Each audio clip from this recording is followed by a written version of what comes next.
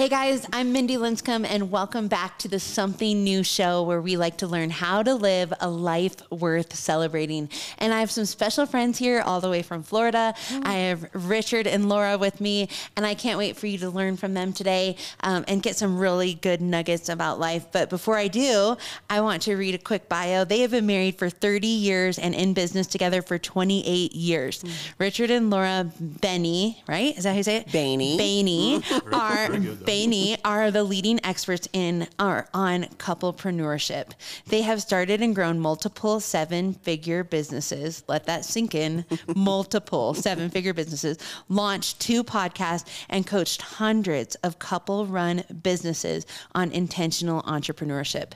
Their marriage is better than ever, and they are ready to help other couplepreneurs do the same. Absolutely. So I just want to say thank you, because as we've become good friends, I think Jordan and I look to your season and say, oh my goodness, it's so inspiring. This could be us. Like one day enjoying each other, doing all the things, because you've done all the hard work for years and years and years. And now you're reaping the rewards of those years. Don't you feel like that? Absolutely.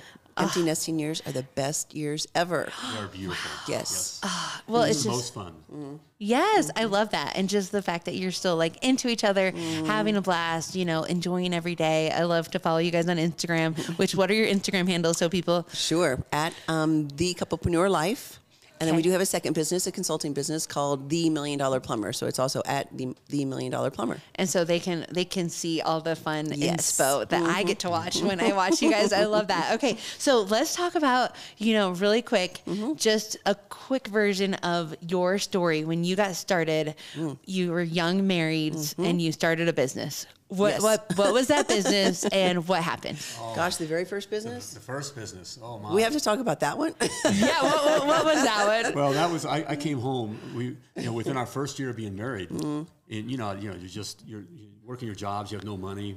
We had a child within that first year. And so all that kind of a thing. And I came home and said, I had this great idea how we can take over the world, and wound up doing this assembly business. So if you ever bought a bicycle like at a Walmart or a Target, something like that, they have companies assemble that product. Yes. Other people don't assemble the product. So I bet you didn't know that. No. So I started.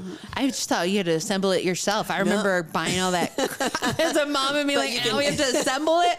Okay. You can pay extra to have it assembled. Right. So, Laura, how are we going to do it with one Walmart? How are we going to take over the world with one Walmart? How are we going to make enough money doing that? I said, no, we're going to have all the Walmarts. And that's before I even knew what we were doing.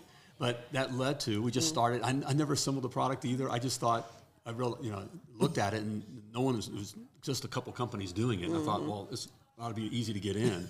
So I remember going to the first Walmart and asking for the manager and said, and I'd like to assemble your bikes. Have that conversation. So we started from there. Did they hire you? That not that one, but eventually I went to the next one and we did. And then you finally got it. We finally got into the regional Walmarts, regional, and the area, and we wind up growing and picked up other Targets and the Myers and all those kinds of things. And you just hire guys, like you were the subcontractor? And you had to figure out, right? And I had to hire guys, train guys. I had to figure, so we wrote all that process starting from ground zero. How long did you do that for? 5 years. 5 years. I think, yeah. And was it profitable? We did very well. We thought, we were... So much so that we had someone interested in investing, and this is where us being naive, this will be great. Have a partner, right, that has the resources that can help us take this nationwide. To the next level. Yeah, we partnered with the wrong person, and within 6 months, we lost the business. To this person. What happened? Did they take the business, or did they just run it to the ground? It's kind of a long story, but yes, basically kind of ran it to the ground for reasons that we don't even want to talk about. Okay, I am like... And it was and we had like 70-some employees, and we had 5 states. We were Target, Walmart, Meijer, which is a... grocery store, yeah. We had all those stores, Oh, and within just my a few goodness. weeks, we lost everything. We lost everything except our marriage. I should have known when he showed up with his half a dozen attorneys to negotiate the terms. And to my one attorney, to my one local, You had the mom and pop attorney, and he shows up with all his 6... New York. all the suits. Yeah. And does he still have that business? No, oh gosh, well, I don't even know. It's the largest at the time. It was the largest manufacturer. It was the only American and Chinese-owned company at the time. He was the owner of this other business that was the only Chinese manufacturer or American Chinese, or how do you say it, babe? The American business operating in China at the time. Right. Wow. And he was owner of a bicycle manufacturer. He was a bicycle manufacturer. But now manufactures all the bicycles. If you buy the bike, it's his company that But that was how many years ago? Gosh. 25. Yeah, 25. Yeah, 25 Wow. years ago. Yeah. What a crazy story. I bet people don't know that part of your journey. No, we I kind don't. of forgot about that. Yeah, we don't talk about that very often. Leave it to me to ask that question and be like, so what was your first business? Okay. But as Now far we're as gonna go being home in and business, cry. What that did, I mean, we lost everything. When we lost the business, as you start out as an entrepreneur and you put all your money, all your time, everything's into your business.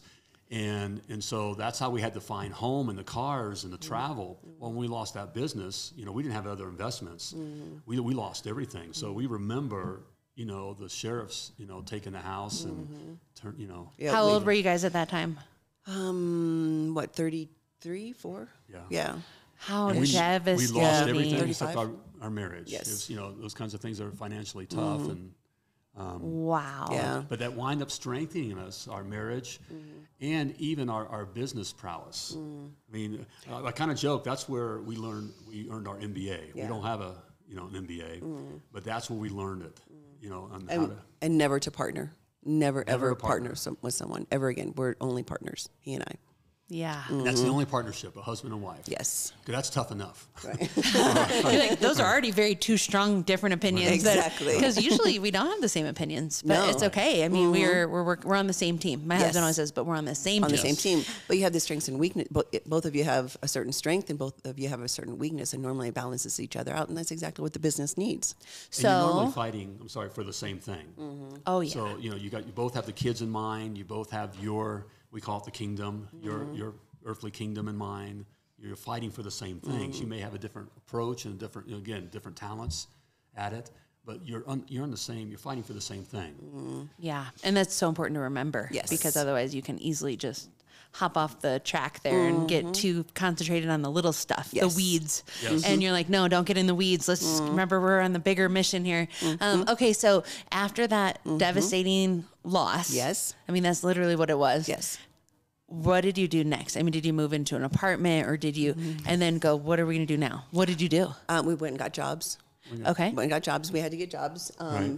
After we curled in the fetal position for a couple of days. Curled in the fetal position. They're like, okay, What are we're we going to have to do? get some jobs. Yes. And was I pregnant then?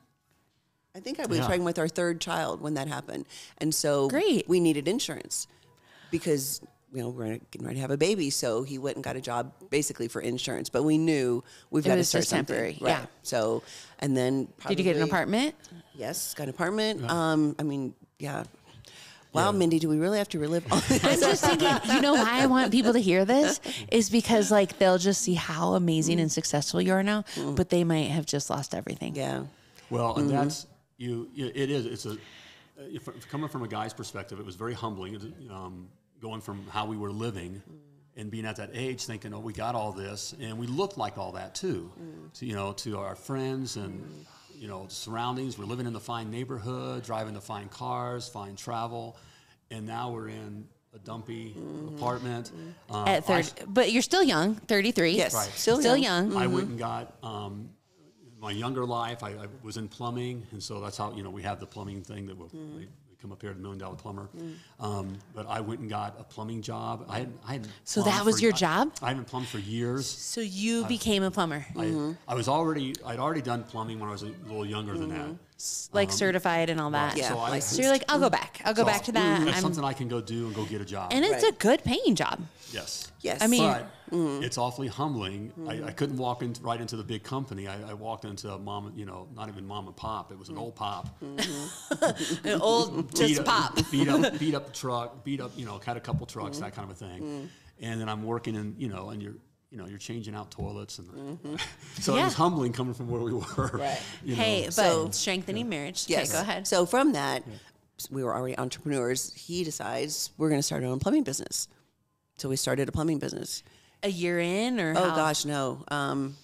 It Maybe was 6 months? 6 months Yeah, later. probably 6 Because months. once you're Because working you for were, yourself, I was like, Entrepreneur. you're so can't do spoiled this. already. You were like, I'm an entrepreneur and now I have a job. Uh-huh. Okay, I got it. I mean, and to be fair, I've heard only 4% of Americans are entrepreneurs. Yes, Okay. So if only 4% of us are entrepreneurs, that means that like we have a real strong bent for risk, for, hey, I'm gonna take the chance because the chance is on me and my hard work, and I know I can do it. I'll bet on myself.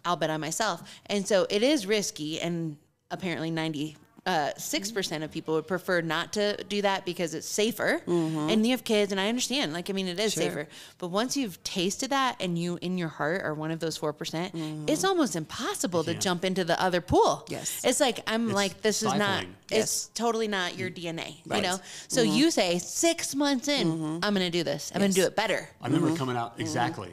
In fact, I remember coming out of the shower, it hit me in the shower, a plumbing business. And not just a plumbing business, a franchise. We're going to franchise it. And I'll take over the plumbing world. Walmart's all over the world, right? Exactly. Here he is again. Like, welcome to my world. So I remember coming down, and Laura's in the kitchen and with the little ones and feeding, you know how it is, and that kind of thing. And we're in a dumpy little place and all that. And I come down with, we're going to start a plumbing business and we're going to franchise it. You know, I'm all excited. And she looks at me like, do you still remember that? Oh, yeah, I totally remember. And so we talked about it for a little bit, and he came up with the name Attaboy, and that was the name of our plumbing business, Attaboy Plumbing. Oh, well, cool. when he came up with that, I'll never forget this. We were in Walmart talking about this business and whatever, and we were walking past the diaper section, and I don't know if you know this, there are diapers called Attaboy. Never seen it before in my life. We're walking by, and there was I have never seen it. I know. Saw these diapers that said Attaboy. And I bought a lot of diapers. Yeah. Laura. So we have to, and this, this was however many years ago. I know. And I'm like, that's a sign from God. Okay. Yep. We're supposed to start it. So the diapers, the Attaboy diapers. Just were confirmation was confirmation for me. This is what we're supposed to do. And I took it. I didn't, when she said that, this is fine. I agreed with it because I just wanted to. You just wanted to start your business. You're like, if you needed a sign, great. But I already knew. We were going to do it anyway. So we started. I just got, I found this, and I believe God was part of this because how I found the truck was coming back from help volunteering at a center and drove back a different way. I never drove back, and there happened to be this van in this lot that just arrived there. So I bought this speeder. In fact, I didn't even call her. It was before cell phones. So I didn't have a cell phone until I was 21. We had $1,500 in the bank. $1,500 in the bank. And 3 kids to feed. Three kids. And we didn't have, that was to pay our rent and all that kind of stuff. That was to pay our bills. But this van, and it just arrived, and it was, anyway, it's like $1,300 to buy this van. And I went ahead and I bought it without even talking to her about it, which is, I don't recommend. You don't do that. Okay. But I was so. That's not a lesson to follow. Correct. Don't do that. Don't do that. If you're in business together, you talk things through together. Okay. Now, she went along with, which was fine. But we started out with this van, $1,300. I had really no hand tools, just basic plumbing hand tools. We had no money, and that's how we launched Attaboy Plumbing. And our And first you weren't advertising. upset about the truck? Okay. No. You're just like, I knew he was going to do it. Yeah, we okay. got. If we're starting this, we got to do something. So, and I mean, he's a risk taker, and so if I'm going to stay married to him, I'm going to have to get used to being a risk taker. Yeah. So, the first advertising we did is I bought orange paper because our Somebody just said yes to their job. You are here live in our showroom right now. I love it. Okay. So our colors were orange and blue. I came up with the logo, clip art, like a Microsoft Word clip art. I know, you are so gritty. This girl, she can figure out everything. She can video edit, do graphic design, whatever, and you just figure it out. I had to figure it out. Everything. I never had training. See, but it was out of it's necessity. just like this for me. I'm like, you're the Jordan, where he is just so smart. I just couldn't be nearly as far as I am without him, but I'm the like, I have an idea. And then he takes and runs with it, right? Yes. Okay, so keep going. So I came up with a logo that was totally clip art. I mean, it was totally cheesy.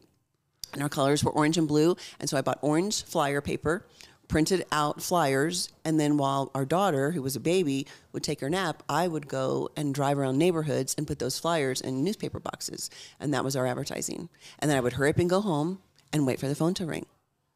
And then when someone would call, and I would send him out on whatever plumbing job. Never let me come home. Oh, yeah. Any job they came, I didn't care what time it was. He's going out because we need money. So would your child just nap in the car? Yeah, in the car seat for 2 or 3 hours. And you just drive around and you do the hard knocks advertising. Yes. I mean, this is like Drove door through to the door, neighborhoods, man.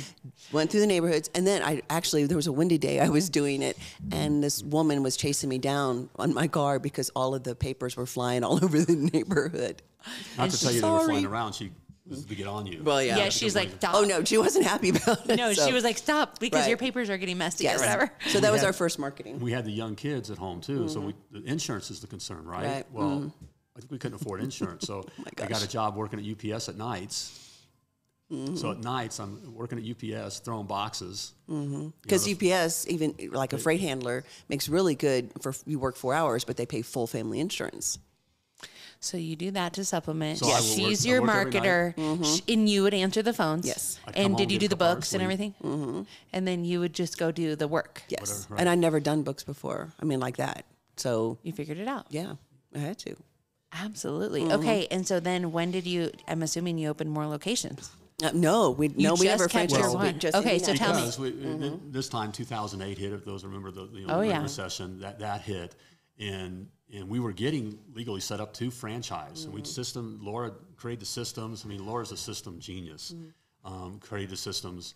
And so to be able to franchise, and we looked big. I mean, it was good, and we had a good operation going. By this time, we were, You were Yeah, doing no okay. longer did we have the clip art for the. It wasn't clip art. And you mean you didn't have to work at And I UPS wasn't in the working at middle of the UPS. night? No. In fact, I was. At this So time, how I many was- years I was out of the that truck. before you were starting to? He only worked at UPS maybe 6 months. It wasn't very long. Okay. Because 6 months. You picked up. Because then I hired a guy. We started pushing it, and things started working. But this is now about 7-8 years down the road, and we ready to franchise. And were But you a $1 then million 2000 business at that time? Yes. How many years before you were $1 million in sales? Three? That's what I was thinking. 3 Probably 3 years. Amazing. Now we get Amazing. our clients there quicker because we now know we made the mistakes. We just didn't do the right things. Weren't working for the right customers. Oh, we did all the wrong things. did In the everything beginning, we right. did all the wrong things. Yeah.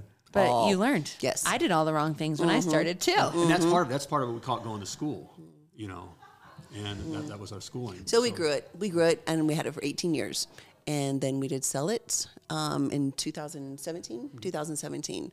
And so then we started coaching, deciding to go online and start helping husbands and wives who own a plumbing business figure out how to grow a plumbing business, right? Because most of the time the plumber starts a business, right? He's going to go out on his own and start a business, just like we did. And pretty soon he realizes, I don't know anything about business, right? Which is where we were. And so our mission was to help husbands and wives who own a plumbing business grow, scale their plumbing business, and eventually sell it. When they retire. Exactly. One of our mentors, Rory Vaden, who is owner of Brand Builders Group, one of his most famous sayings is, "You are powerfully positioned to serve the person you once were." And so that just resonated with us, and that's exactly what we want to do. We want to serve the Richard and Laura who started out where I've got a baby on the hip, I'm driving around with... You're personally answering the calls as the wife. All the you're things. doing the books. You're Exactly. doing everything. And you're sending your husband, calling him. I mean, let's talk about that is not even a setup for success. Because how much do our husbands even like us telling them to empty the dishwasher? And then your whole business model is telling your husband where he's got to be at what time of day. And you better get over there right now. I mean, I just think that had to be very so tough. much tension. Yes, because we needed every job mattered. We needed the money, and so Yes. he's tired because plumbing's hard. Being a plumber is hard work, but it didn't matter. We had to have the money, especially in the beginning. Every single job mattered. So that's one of the reasons that we set up the plumbing business that we did. We never worked nights and weekends after we started hiring people. They did the nights and weekends No, shift. no, they didn't. Oh, they didn't either. Our plumbing business was not going to do nights and weekends. Weren't going to do on-call because we wanted family men, and we knew it was important for the husbands to be home because he would be on call. And, it never failed. A phone call would come in. We're at a soccer game or out to dinner or whatever it might be. And you didn't find that interrupted your sales flow to not Yeah, it have did. availability on the nights and weekends? But we didn't care. But we did measure it. a Well, little bit, yeah. But a little bit, but it didn't really affect us. No, right? and even and we knew we were going to lose some money, but we didn't care because we wanted the men who worked for us to have a family life. We wanted them to be able to go to soccer games with their kids. We wanted them to be able to go on date night with their wife. That's a really key thing I love that all business owners can take away from that is be the company that you want to attract the Exactly. right people. Right. Because if you don't, it's almost like dating, right? It's like, you have to be an awesome person to attract an awesome person. You can't just hope that awesome person likes you. You have to also be incredible. So it's like, if you want to be that awesome if you want great people to work for you, you need to be as awesome as a company to work for. Absolutely. So, and you need to have a differentiator too, right? Because there's plumbing companies or plumbing companies or plumbing companies, right? So if you can offer to these guys no nights, no weekends, no on-call, no holidays. it's competitive now. It's totally competitive. And you don't have to pay more even. Correct. Exactly. And people thought we were crazy. Well, of course, plumbers have to work 24/7. Well, talk to Chick-fil-A. Right? Chick-fil-A doesn't open on Sundays. Everybody thought they were crazy for not, Stuart Caffey for not opening on Sundays. Well, that his faith was that Sunday's a day of rest. So his stores are closed on one of the busiest days, where people are out and about, right? Yeah. So we said, if he can do it with Chick-fil-A, we can do it with plumbing. And we made lots of money, and our clients make lots of money doing that. It's just it's a mind shift. Our clients now. Our clients now. Yeah, and that's what we teach now as we're consulting husbands and wives. That's what we teach. Set your business up the way that you wanted to be treated as a plumber. So I have a question. When you first started, you sold your plumbing business. It's super successful. You could just chill. But you guys have this amazing heart to invest in other people. I mean, you could have been like most entrepreneurs. We made it. We sold our business. We can retire and not even work another day in our life. But you said, actually, we want to keep working because we want to invest in the people that we once were. So when you go to that, how do you just one day decide, okay, I'm gonna start a coaching business? I mean, what did you just say? Oh, we're gonna put this online and people will find us, or no? How did you do it? Golly, what was one of the first things that we did? I'm even trying to remember back. Well, we started getting asked. You get bored. Money doesn't make you happy, and it's a great tool. I mean, don't want to hate money. But, no hating on it, but you get bored. And we're not meant to retire. There's no such thing as retirement, And so we were being asked, how did you go from where you were to where you wound up? By other plumbers, right? So, or just people. Just in general, people at church would be like, okay, we know where you came from. How did you end up growing something when you were clueless and whatever? So we had people, not only just plumbers, but other wannabe entrepreneurs asking us. And it was more about, how did you not kill each other, right? How did you figure this legal thing out? Or how did you figure out whatever? So it's all these questions. And so he decided to start a podcast online. And that was that was one of the first things we did. And that was the $1 Million Plumber podcast, which is called Potty Talk. Potty Talk. Potty Talk. That's the name of the podcast? That's the name of the podcast. It's teaching the business of plumbing.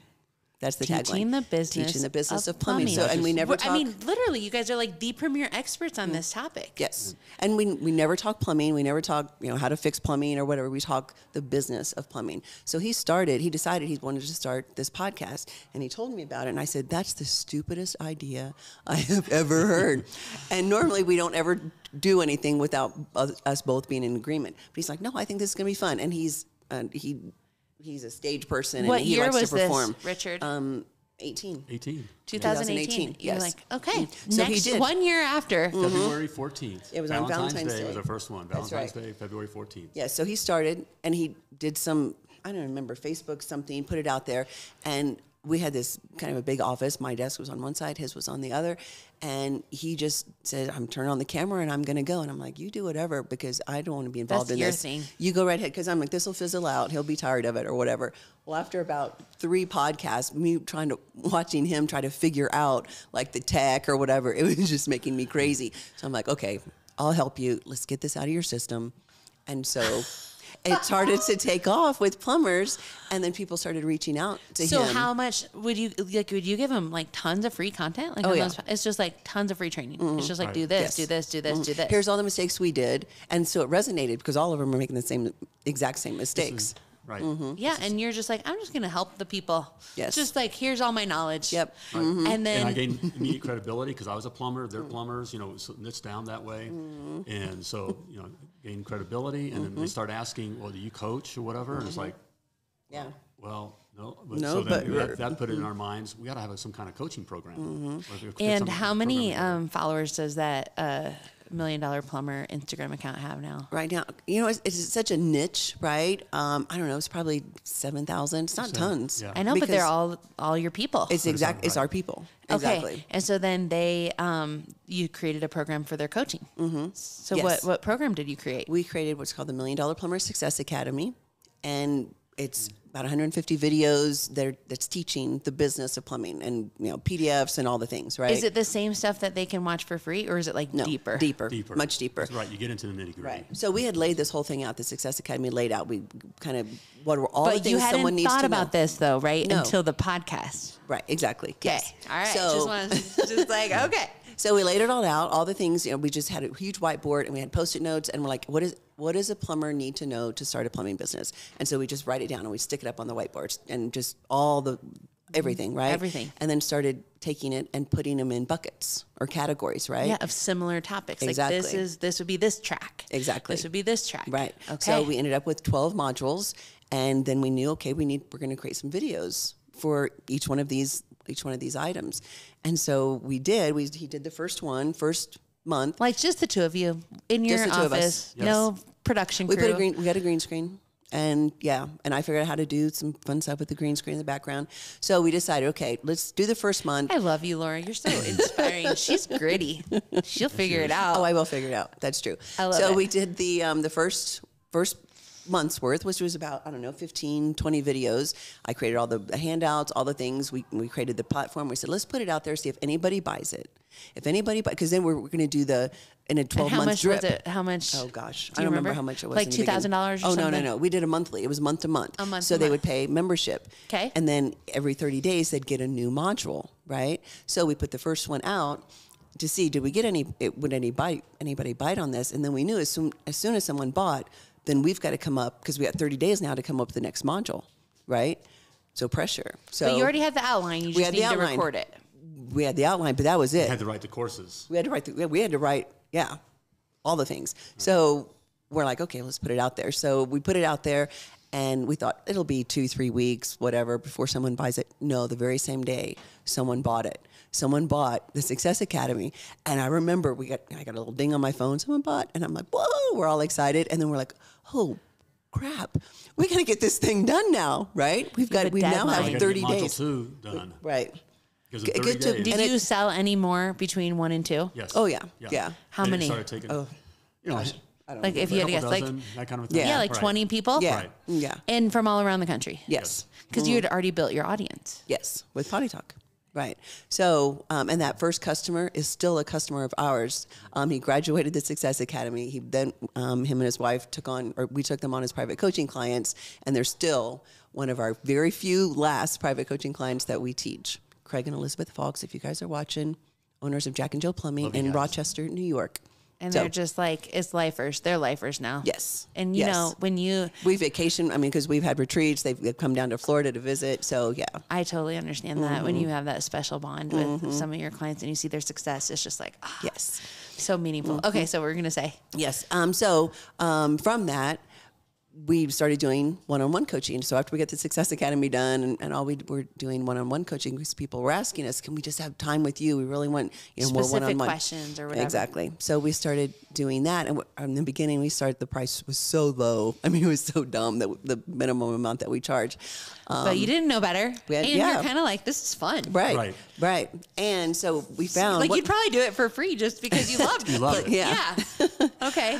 So we started doing that, and then after I don't know how long, maybe a year or so, decided we don't have any more time. Right, our time is getting eaten up with one-on-one, and so we started with certified coaches. So we put a certified coaching program together to start training. People have gone through our program, are now $1 Million Plumbers, so they can now teach others and coach. How many coaches do you have doing that? Right now we have 3, but we've got 3 on board ready to train and go through the program. And each of them have anywhere between 20 and 30 clients, one-on-one. And they pay quite a bit to get one-on-one time with a private coach. I love that. Okay, so then how long did you do that before the next thing? Before Couplepreneur? Yeah. Yeah. Well, what we found with $1 Million Plumbers, we're doing all these private coaching sessions with husbands and wives, is that half the time we were doing business coaching. The other half of the time we were doing marriage counseling. Right? They were unintentionally, but that's what comes up. Absolutely. Right. Yeah, because you're getting pretty intimate with their business and their life, and you could always tell, when you start a Zoom who call. was in favor with the decision, or go ahead. Yeah, as soon as you get on a Zoom call with someone, you could tell immediately, okay, this is going to be a marriage counseling call or this is going to be a business call, right? And And we'd been through it all. I mean, when we lost the other business, we were almost divorced. I mean, I left him for a few months. I mean, it was a really rocky. It was devastating. Everything. And when we say the only thing we didn't lose was our marriage. Well, that was a transition as well. I mean, we almost lost our marriage as well. So we know the struggle that these couples are going through, the stress with the kids and the business and the money and all the things, right? But we decided back when we went through that time and I had left him, we decided we're not getting divorced. We made the decision, okay, yes, this is hard, but we're not getting divorced. We purposed that we're not doing it. It was both of our second marriages. We didn't want to be twice divorced. We had children. And so we decided we would get counseling and that we would rededicate our lives to Christ. We had both kind of grown up in the church, but really had not been living as a godly husband and wife. So we decided we're not divorcing. We're going to stick this out and we're going to get help and we're going to rededicate our lives to Christ. And that's when everything changed. But it took a good couple years. It was hard. We hated each other. We literally hated each other. We couldn't stand the sight of each other. To even think of holding hands or any, I mean, it was bad. And we look back now at those people. We don't know who that is, but we had to go. We can now say we had to go through that to be able to get to where we are now. And the one thing that we like to tell people, even though you may be going through a tough time as a husband and wife, you may be going through a really tough time and maybe thinking we've fallen out of love or this is too hard or whatever. Think of the things you might miss if you don't stick it out, if you don't put in the hard work. We would have missed so many things. We would have missed the amazing marriage that we have now. We would have missed the birth of our third child had we not stuck it out. Those things have been all the things that we've done, being even here with you, and the experiences that we're having with the group that we're both involved in. All these things, the vacations that we had, the death of family members and all the things. The companionship, even that piece of going through life and having somebody witness your life so closely. We would have missed it all. We would have missed it if we would have done the easy thing, and that would have been the easiest thing for us to just throw in the towel. Wow. Because we'd been divorced before, so we knew how to get divorced, right? That would have been easy. It was hard doing what we did, but had we not, we'd have missed out on so much. Wow, that gives me so much hope, even for friends that I have that are in that season of just not even being in love or anything like that. And it's just kind of like, oh, I want more for them and I believe in it. But you have to see the other side. You have to see the possibilities of what could be, right? And that's kind of some of the things that we held on to. Okay, what do we really want our lives to look like? I mean, it was hard work, working through a counselor, dealing with your own stuff, right? The first time we walked into the counselor, we walked in, I sat on the couch and I said, we're here to fix him. And if we don't get him fixed, I'm out of here. That was my attitude. And he didn't like that very well. He didn't sit very well. Wait, you mean blew up. Yeah, I was like, oh, I bet it got heated after that. Just a little bit, yeah. So, and from there, actually, I ended up having more one-on-one sessions with our counselor than he did. Imagine that. Go figure. Yes, but that's the main thing that we want to get across to husbands and wives, and even if you're not in business together, and you might be really, really struggling. Gosh, what is on the other side? What's on the other side of your struggles? And today... And to me, it can be beautiful if you put in the hard work. Yes. And today it is beautiful. People think, we're a little weird because we're always together or holding hands. We can't keep our hands off one another. Doesn't mean we don't ever have differences. I mean, we're friends and human, right? We're going to have differences. But it's fun and sexy and exciting and adventurous, along with having that history of having gone through all those things together. Nobody else in the room can smile at you and know what you're thinking about or remember or what that comment made you think of because you have that memory together. Or what you've overcome together. Yes. As a guy, I walk into a room with the lovely Laura, and she has my back. We can take the room. Yes, you can. It's just, there's nothing that we can't handle together. Right. Because we have a history that's proven. And I trust her completely. To go from literally hating each other, and I can't stress enough that we couldn't stand the sight of each other, to now, even at home, we're empty nesters, which is, again, the best season ever. We're empty nesters, and we have this huge couch. Well, we if we watch a movie, we are sitting practically on top of each other. I mean, we're always together. Our desks touch each other. We work out together. We have quiet time in the morning together. I mean, we're always together. We love being together. That is so awesome. And that's what's on the other side. That is what can be on the other side. Do you remember if there was like a moment, or did it just like gradually, little by little, start to peel away the hatred for each other? Or was there like, you know, because I think this could go either way. It's like, did it for you go where just like a little, every day got a little bit better where you could tolerate one another or whatever? Or was it just like one day you're like, I forgive you? No, like, it was little by little. Little, yeah, like little more by of like little. a peeling. Yeah. Yeah. And for me, one of the sessions that I had with the counselors were, you know, again, I had a little bit more counseling sessions than he did, but one of the sessions was me all of a sudden realizing all the things that I had said to him and how I had hurt him and how what a critical wife I had become. It tore him down, and it's like a movie was playing in my head and to me it was the Holy Spirit bringing these things to mind, because again, I thought it was all him. I thought, we're here to fix him, and if we don't get him fixed, so blind I'm out of here. to his problem. Yes. But I had a lot to bear. I had a lot of responsibility in it, and I didn't think I did until this counseling session where I don't remember what she asked me, but literally to me it was the Holy Spirit just bringing scene after scene after scene of all the things that I had done and how I was contributing to the problem, and that's when it really hit me. This is on me too, and that's when I think I softened a little bit.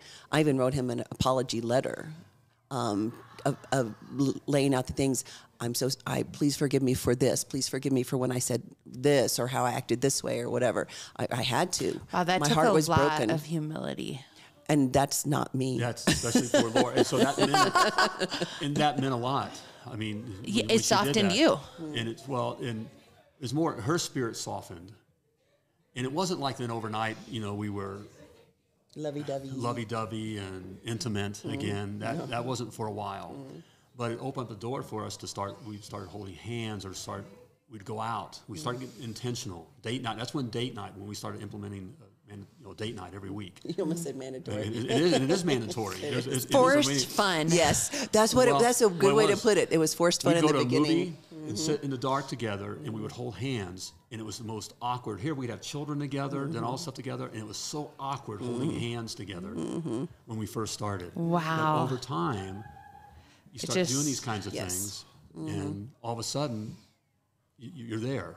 So I can't think of a moment where it was, all of a sudden it was just great. I just hope there are so many people listening to this going like, okay, this is possible. This could be me. That's like, our heart. actually, I really could get to the other side. Yes. We hated one. We can't stress that enough. That's why we know it's possible. Yes. Hated one another. There was no physical attraction. We didn't even like the same things. All of a sudden, we liked different. I mean, it was like we weren't. It was like, who did I marry? How did we get here? Who are you? Wow. But now it's like we're one. Literally one. So then I almost feel like your service to the world is this season you're in now. I mean, you still have a very successful, the $1 million plumber business, but the season you're in now is so full of purpose with the couplepreneur business. And it's really, I mean, I know it's a business, but it's also a service project. It's a ministry. To us, it's a ministry. So it's specifically geared toward married people. Now, ideally, that they might connect with that lane of being entrepreneurs together and own a business, but it could be any couple, I guess. It can be any couple. Yeah. But that entrepreneurship also is another layer of stress where maybe not both parties are risk takers, right? Yes. Usually So in we a can speak to couplepreneur that. dynamic. But like, what are some of the things you just, love communicating with these couplepreneurs? Helping them figure out some of the things that we really tripped up on in the beginning. One is establishing roles. When you do have a business together, you've got to establish roles for each other, or there's going to be problems, because that's we did it. We'd stepped all over each other, right? But us establishing roles that here's my lane, here's your lane, right? And we're each responsible for those. Now, if ultimately one person has to be responsible overall, and we have a biblical marriage, so it's Richard. But my lane, the things that I'm responsible for, then those are my decisions, right? The things he's responsible for, those are his decisions. And it is helpful because then I know he's taking care of those things, so I don't have to worry about him. I don't feel like I always have to have input because he's responsible for that and vice versa. Wow. Mm-hmm. And I mean, what kind of stories have you seen come out of that time with the Couplepreneur mission? I mean, it's amazing. With especially, and this is more $1 Million Plumber, but just young couples, because most of the time it's a younger guy, plumber that wants to start a business, right? So we have all these young families with, young kids, and just all of a sudden they're taking vacations because they're making money for the first time. Our biggest success story is one of our clients, Matt and Sarah, and they're out of Michigan. And when they started with us with $1 Million Plumber, no money, he got a truck, kind of the same thing, had a truck and was just going out plumbing. She was pregnant with twins, and they had 2 little ones, 3 and 1. Whoa. Yeah. So. That makes me so like. So they started the plumbing business, clueless, all the things, and they hired us. And they didn't have the money to hire us, but they knew they didn't have the money not to hire you, though. Exactly, right. And Sarah, that's exactly what she said. So they started with us, and they said, "We're going to do every single thing you say. Every single thing. We're not going to question it. We're going to do it." We're like, okay, then you're going to be successful. So they did. And I remember, and I can usually get teary about this, Sarah texted me, maybe 4 or 5 months into them being on the program with us, and with a picture of a big screen TV. And she couldn't believe that she had a big screen TV. It was beyond her wildest dreams that she would ever have a big screen TV, and that they could finally afford something like that. I mean, she was just tearful. Oh my gosh. I mean, it was just such a celebration, and right? a moment of like, yes. I helped them. I know. Thank you, God, for letting me be a Absolutely. little moment for them. Yes. So they eventually grew their plumbing business, and they'd been maybe 2.5 years ago. This was 2.5 years ago. So Friday, what's today? Saturday, yesterday, this airing, they signed and sold their plumbing business for multi-millions of dollars after 2.5 years with us.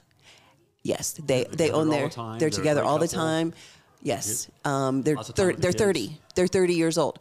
They own their dream home in Michigan. They just bought another house in Florida. They've owned some property. Their whole You're making lives. me want to open a plumbing business. There is good money in plumbing. Jordan, let's open a plumbing business. This sounds good. And it was beyond their wildest dreams. They both come from very, very, very humble beginnings. Right. Never thought about entrepreneur. Never thought about, she didn't think she could ever have a big screen TV. And what's she going to do next at 30 years old? Oh, well, actually they started another business.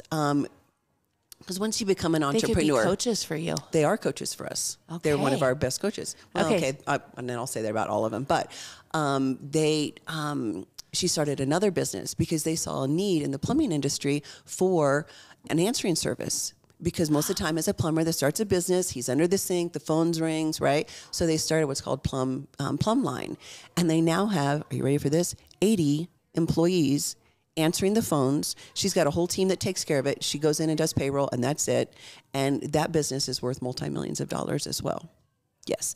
And this all came from their time in their program with you. Yes. And just the mindset change, right? And again, we taught them all the things, mostly what not to do, and how to overcome the mindset that typically when you come from blue collar plumber background, you have a certain mindset about money and business and all that, right? So we get them over that. And all of a sudden their minds are just opened up to possibilities. And so when they started Plumline, or when they had the idea for Plumline, they're like, why not? We did the plumbing business, we can do this. And so they started it. And now they're helping other plumbing businesses have an answering service that books calls for them, where it might just be a single guy in a truck, right? And he doesn't have to worry about the phone. Or the wife at home with the babies that doesn't want to answer the phone. Exactly. I mean, that's brilliant. Yes. I mean, it's also just brilliant to say, if you invest in yourself with developing your mindset, developing maybe a business skill that you have or something like that, you will grow more than the cost of that investment. Yes. And then the sky's the limit. Yes. It's kind of like, okay, now what else is there for me? Because okay, your mind is totally open, right? To all these possibilities. So that's one of our favorite success stories. We have others. One that has a business in Alaska. They literally service the North Pole, and he single truck, all the things, right? And he's now. I put Santa in my logo. Yes. I service the North Pole. Only a plunger. Yeah, totally. But now they're making about $600,000 a month in revenue from a plumbing business.